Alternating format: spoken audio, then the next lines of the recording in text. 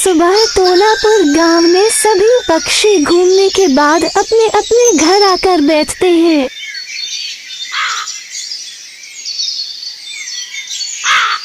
अरे कालू कावा, मैं तुम्हें एक बात बताऊं? हम लोगों की जंगल से कहीं दूर एक जादुई पेड़ आया है। टुनी पास आकर बंटी कबूतर की बात सुनती रहती है। कुछ समय बाद जंगल के सभी पंछी एक साथ बैठकर जादुई पेड़ की चर्चा कर रहे थे और कुछ लोग जादुई पेड़ से पास जाकर मिलना चाहते थे, जिससे कि जादुई पेड़ उन लोगों की मदद कर सके। आपस में बात करने के बाद टुनी चिड़िया, बंटी कबूतर और कालू कौवा जादुई पेड़ के पास जाकर मिलने के लिए तैयार हो जाते हैं। अरे टुनी और कालू, अब चलो, नहीं तो जाने में देर हो जाएगी। तब टुनी चिड़िया, बंटी कबूतर और कालू कौवा जाने लगाते हैं। जादुई पेड़ का जगन बहुत दूर था और कालू कौवा, बंटी कबूतर, टुनी चिड़िया को जाने में काफी मेहनत करना पड़ता है। काफी प्रयास करने के बाद तीनों जादुई पेड़ के पास पहुंच जाते हैं। जादुई पेड़ अचानक से प्रकट होता है। ये देखकर टुनी चिड़िया डर जाती है। अरे टुनी, डरो नहीं, क्या बात है? तुम अपना परेशानी बताओ। तुम लोग मेरे पास क्यों आए हो? तब टुनी चिड़िया पास आकर बोलती है, जादुई पेड़ भैया, जादुई पेड़ भैया, हम लोगों को रहने के लिए घर नहीं है। हम लोग खुले आसमान के नीचे रहते हैं। आप हम लोग की मदद करें। जादुई पेड़ सबको चल जाने के बाद उनका मदद करने के लिए सोचता है। तब उसने अपने जादू से एक जादुई परी को प्रकट करता है और वह सबकी मदद करने के लिए बोलकर चला जाता है। जादुई परी तोलापुर गांव में जाने लगती है। परी जंगल के तितलियों के साथ खेलते हुए जाती है।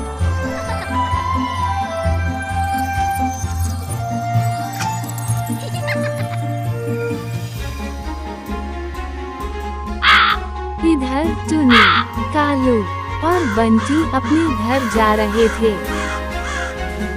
कुछ समय बाद टुनी, बंटी और कालू तथा परी तोलापुर गांव में पहुंच जाते हैं। परी बारी बारी सबके पास जाने को तैयार होती है। अरे कालू कौवा, तुझे कैसा घर चाहिए?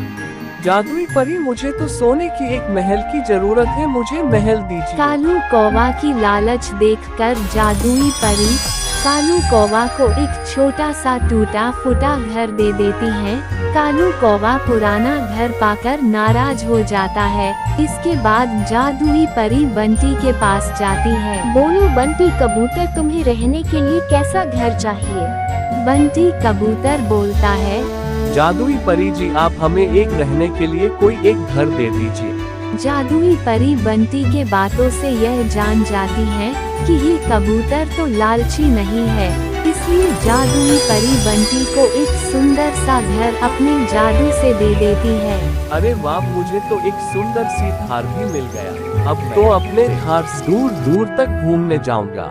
अंत में जादुई परी टुनी चिड़िया के पास आती है। परी को आते ही टुनी जादुई परी का अभिवादन करती है, जिससे परी खुश हो जाती है और परी टुनी चिड़िया से पूछती है, अरे टुनी, तुमको कैसा घर चाहिए? जादुई परी जी, मुझे घर नहीं चाहिए। मैं बड़ा घर लेकर क्या करूँगी? हमें तो रहने के लिए घोंसला ही काफी है।